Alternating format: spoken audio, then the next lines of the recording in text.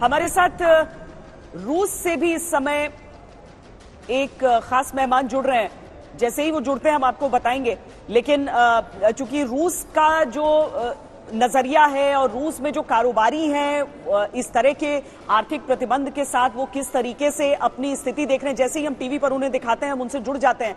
लेकिन देखिए, अब डॉलर के मुकाबले 40% गिर गया है रूबल।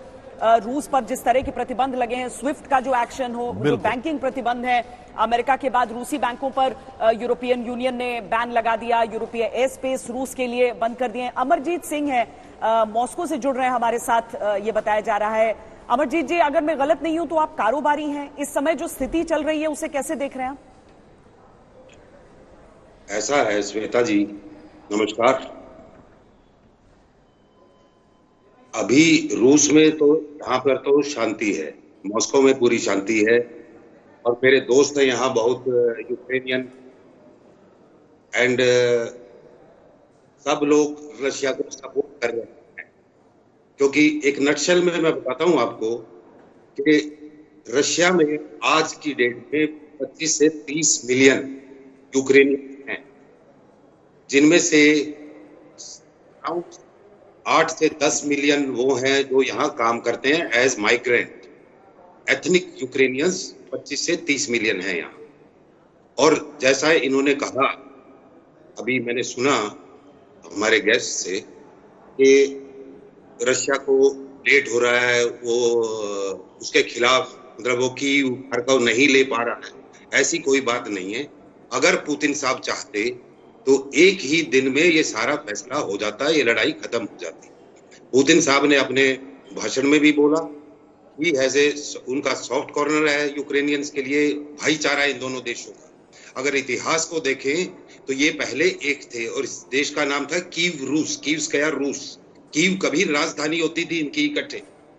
और यूक्रेन और रशिया की मेरे हिसाब से कोई फैमिली नहीं है जिसमें एक पेरेंट यूक्रेनियन ना हो या यूक्रेनियन ब्लड ना हो, किसी की नहीं। पर अमरजीत जी, आपको लग रहा है कि यूक्रेन में जो लोग अपने परिवारों को छोड़कर जाने के लिए बाध्य हो रहे हैं, वो दिल से पुतिन को समर्थन कर रहे होंगे कि वहां की सरकार की तख्तापलट के लिए बम बरसाए जा रहे हैं, इस समय लड़ाई छिड़ गई है? नहीं, ऐसी बात नहीं है। क्योंकि आज वहां के लोग भी जानते हैं, अभी उन्होंने जैसे कल परसों 25,000 राइफल्स बांटी लोगों में और अराउंड 10 मिलियन एम्यूनिशन दिया है। मेरा फ्रेंड है दक्षिण पूर्व यूक्रेन में, जापोरोजिए शहर है, वो कल बाहर निकला है 2 बार, दोनों बार उस पर फायरिंग हुआ। वो अपने लोगों पे फायरिंग कर रहे हैं। और पुतिन साहब ने क्यों नहीं किया जल्दबाजी में? ही वेंट कदम से कदम, स्टेप बाय स्टेप। क्योंकि उसमें क्या है कि कैजुअलिटीज बहुत ज्यादा हो सकती है लोगों के बीच में, एंड ही डजंट, वो ये नहीं चाहते।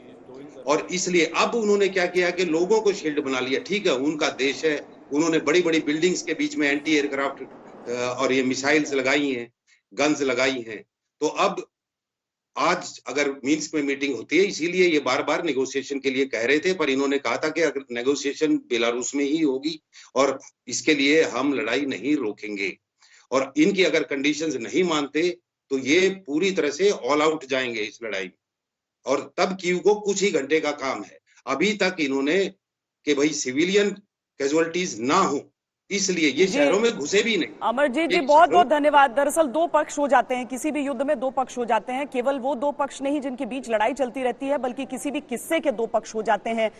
यूक्रेन की तरफ से वहां के अगर बिलखते हुए चेहरे नजर आते हैं या फिर देश छोड़कर जाते हुए लोग नजर आते हैं, रिहायशी इमारतों पर बम नजर आते हैं, तो केवल क्या कोलैटरल डैमेज बोलकर, यानी कि युद्ध की भूमि में अगर एक पर वार करेंगे तो थोड़े तो छर्रे दूसरी जगह पहुंचेंगे, ये कहकर उसे डिसमिस किया जा सकता है? बिल्कुल भी नहीं। युद्ध अगर आज की सभ्य समाज में कोई नहीं चाहता है तो उसका कारण ही यही है कि रक्त बहता है, परिवार उजड़ते हैं और इस तरह की चीजों की आवश्यकता नहीं है।